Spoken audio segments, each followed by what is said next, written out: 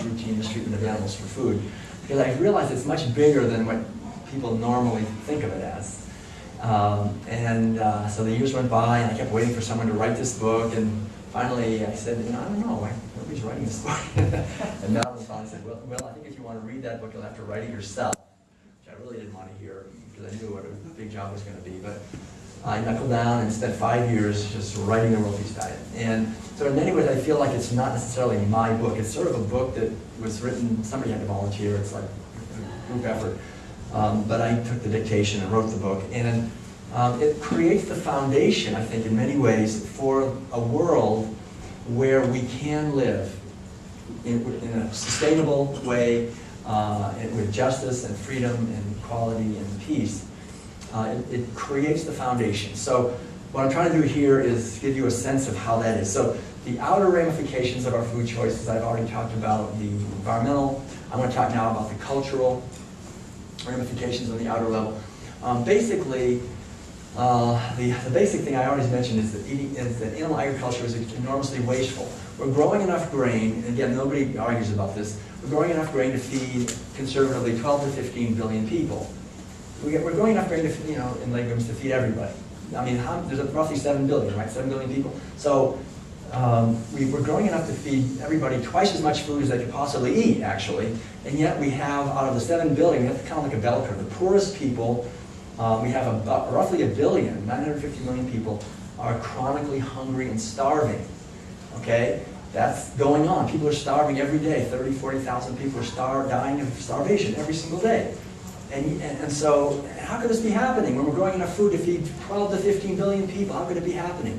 Well, it's happening because what I said earlier. We're feeding most of the grain by far, 70, 80, 90% of the corn, soybeans, and other grains, not to people, but to animals who are confined and enslaved, and then we fatten them up, and then we stab them, and then we eat their flesh, or drink their secretions. And so, we have the irony is that we have the richest billion, are suffering also from health problems, but they're the health problems that come from eating huge amounts of grain and legumes, and saturated fat, cholesterol, and acidified animal protein, and all that comes with that. And so we're suffering from obesity and osteoporosis and diabetes and kidney disease, liver disease, cancers of various types, heart disease and strokes and autoimmune diseases and arthritis and dementia, and the whole range of illnesses and diseases that we see that are filling our hospitals.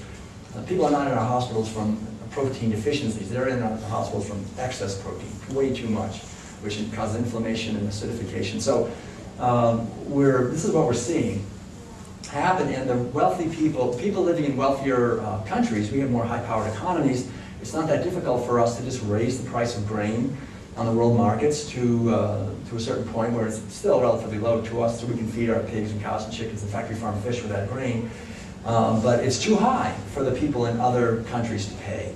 And they are being forced off their land by the large industrialized agricultural operations that are being funded by the World Bank and the IMF and all that, so they're literally starving. They cannot afford the grain. So it's a direct cause. And this is the cause, in many ways, this is the underlying, fundamental cause of war. One of the main reasons we have war is this inequity, this inequality, where you have some people who their kids are starving in their arms and dying because they can't get any food, and right over here, not far away, you have people that are just taking gargantuan amounts of corn and grains and petroleum and water and land and causing pollution and eating meat and dairy. How can you have peace when you have that kind of terrible injustice and inequality? It's not going to happen. So we have something driving the war machine all the time, this injustice that's going on. And on top of that, in addition, is the basic truth, which it's not very nice to talk about, but just briefly, we have the slaughterhouse workers, the factory farm workers, that we have a whole army of our brothers and sisters that have to do the work of slaughtering, killing, mutilating these animals. And they're doing work that brings out the worst in them. And they have the highest rates of work-related injuries, as well as the highest rates of drug addiction, suicide, and alcoholism, and spousal abuse and child abuse. And unfortunately, they get a disease, actually, psychological disease, that's called perpetrator-induced traumatic stress disorder. They're just doing such terrible things all day that it messes them up. Psychologically, they go back home to their neighborhoods and they start doing terrible things to in the neighborhood and in their families. And this traumatic stress just goes out into the world. I mean, traumatic stress causes violence, and that causes more, and it's like Martin Luther King said very wisely a long time ago, and he's not the only one to say this, but he said, violence anywhere hurts everyone everywhere because we're all interconnected. This is the fundamental teaching really in the World Peace Diet, is the interconnectedness of all life, that our welfare is interconnected. And so moving to a plant-based diet for ethical reasons essentially is about the understanding, the same thing, which is compassion and kindness and mercy anywhere blesses everyone everywhere because we're all interconnected. And each one of us makes a choice. Every time we take out our wallet and pay for food and eat it, what are we doing? Are we going to build more misery and violence and terror and fear and pain into the world? Or are we going to do something to try to increase the kindness and compassion and caring and sustainability and freedom in the world? We do make a difference. If someone says that they don't make a difference, that's ridiculous. When you take out your wallet and pay for food, you are making a huge difference. You pay for fish or cheese or eggs, or you pay for organically grown broccoli and carrots and apples and so forth. So, so from the outer level, I'm just talking now about the outer level, we see that eating animal foods and food in general has a huge impact on our environment and on our society. And also I should maybe say just a few words that if you have a lot of sick people, that's a drain on the economy. And one of the things that goes across the board is that people who eat a plant-based diet, especially a whole foods plant-based diet, organic, are much healthier. There's no question about it. You know, I'm an example. My wife's an example, but it's not just us. There's, you know, just in general, we have far lower rates of all of the chronic diseases that everybody's getting, and a lot more energy. It's just, you know, to me, as I say, it's a side benefit. If we treat beings with love and kindness, we're not going to be penalized by the universe and made sick. It's when we do violence and terror that then we get sick. That's how it's set up. As you sow, so shall you reap. How do we think that we can sow seeds of misery and terror and reap joy and freedom for ourselves? It's never going to work. And yet we're born into a society that dumbs us down and makes us think that somehow these animals don't matter. How many of you have had a companion animal at some time in your life, like a dog or a cat? Yeah, a lot. So you know, when you look into the eyes of your dog or cat or whatever, you know that their interests matter to them, right? In other words, if you step on her tail, she goes, "Oh, you know, get off my tail." They don't want to be, you know, stuck in a closet and starve to death, or have their babies stolen from them, or any of these terrible things we do to pigs and cows and other animals. But we do them. And what we have to realize, I think, we all know this already, which is that for the animals, their interests are to them as important to them as my interests are to me. So let that sink in. You know, for a pig or a cow or a dog or any animal, their interests are as important to them as my interests are to me. We're just born into a society where we basically teach each other that their interests don't matter. I mean, isn't that insane? How would we like to be born into a society of beings that are infinitely more powerful than we are, that thought that about us? That our interests just don't matter. Only their interests matter. They can do whatever they want to us because it tastes good. Talk about unspeakable terror and hell. But that's what we're doing to animals, you know, continuously without thinking about it. And so the inner, I'm going to talk just briefly about the inner. What this does. So we're born into a society that basically injects into us, through the meals, a program. Remember the movie The Matrix, when Neo, in the beginning, do y'all see that movie? Anyway, you didn't see it, but anyway, the movie, like the governmental agents or whatever, as I remember, I only saw it once, but like they look at him and they think, well, this guy's causing trouble, he knows too much or whatever, so they capture him and they stick something in him, like they inject something into him, I guess to track him or something like that. And the first thing that his friends do when they kind of rescue him is they take that thing out of him.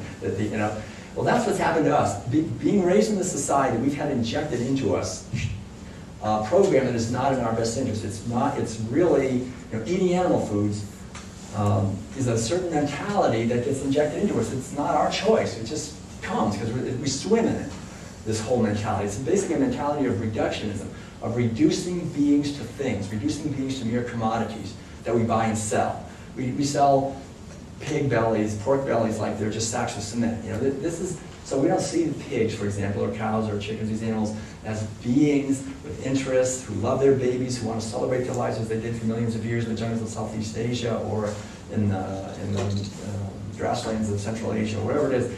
We see them as our property, just things that we use. So this reductionism and commodification of life, we start to see nature and ourselves and each other as mere commodities that we sell in the market. It's very dehumanizing and devastating to our happiness. Number two, it's a mentality of disconnectedness. We practice with every meal the fine art of disconnecting, of just not knowing what the heck's going on. I'm just eating bacon. It's bacon. What's bacon? What's bacon? It's just bacon. Where does it come from? Oh, it just comes from bacon land. Comes off, the Burger King, or I guess it was McDonald's, said, that burgers come from a burger patch, and you just kind of, you just kind of pluck it off like a berry off of a, like it's like a little strawberry, it's like a strawberry patch. It's a burger patch. We learn to disconnect the reality that's on our plate from the reality that it actually took to get it onto our plate. And when we do that, we just basically, see, disconnectedness is the opposite of intelligence. Intelligence is the ability to make meaningful connections. And when any system learns to disconnect and block feedback, it becomes less and less and less intelligent. That's what we're seeing, folks. I mean, unfortunately, we think we're so intelligent. How could we be devastating this planet with utter abandon the way we're doing it if we had intelligence? Or allowing this kind of inequity if we had intelligence? See, eating animal foods is a direct attack on our intelligence. We have to force ourselves not to think about it, not to be aware, don't know, don't understand. If I say to someone, would you like to know where your bacon comes from? Most people will say, no, don't tell me. I won't be able to enjoy my bacon. Leave me alone. If my mother had told me what it was when I was a little kid, oh, we're having bacon, I'd be like, yay, I love bacon. If she had said, well, this morning we're going to have the flesh of a pig, she was confined her entire life in this metal crate. She was banging her head, driven into insanity. Her babies were stolen. She was impregnated against her will. Finally, they pulled her out of there. They hung upside down by one leg. They stabbed her. She was screaming, and now we're going to eat her flesh. I would have said, oh my God, are you kidding me? I don't want it. Don't give it. I would never eat that. And eat it. I mean, not just, we're not just going to look at it. To actually eat that. I mean, actually eat it. I didn't know any better. I was actually the older brother. I remember my little sister when I was about 7. She was about 3. I think something like that. She was in the high chair, and my mother said, you can feed your little sister. And so I was feeding her, and I was feeding her the veggies and the potatoes and the meat and everything. My mother said, make sure she eats her protein. And that was the hardest part. I remember very clearly because, I would see the other thing, but the meat, she kept spitting it out.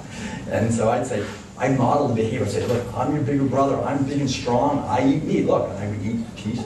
So now you eat the meat. And I put in, and she would go. And I said, listen, look, okay, we'll watch. It's like an airplane. So I was pretty soon I was like forcing it down her throat because I didn't want her to die of a protein deficiency. I mean, my fault. My little sister, you killed her. She died of a protein deficiency because you didn't get the meat down her throat. I was really worried about it. I have to say, I'm very glad to stand here before you this evening and say that my little sister is now a vegan. And my mother is a vegan. And my little sister's daughter is a vegan. And my little sister's daughter's son is vegan from birth. So we now have 4 generations of vegan. So things can change. That's the good news. It doesn't have to go on from generation to generation. We can wake up.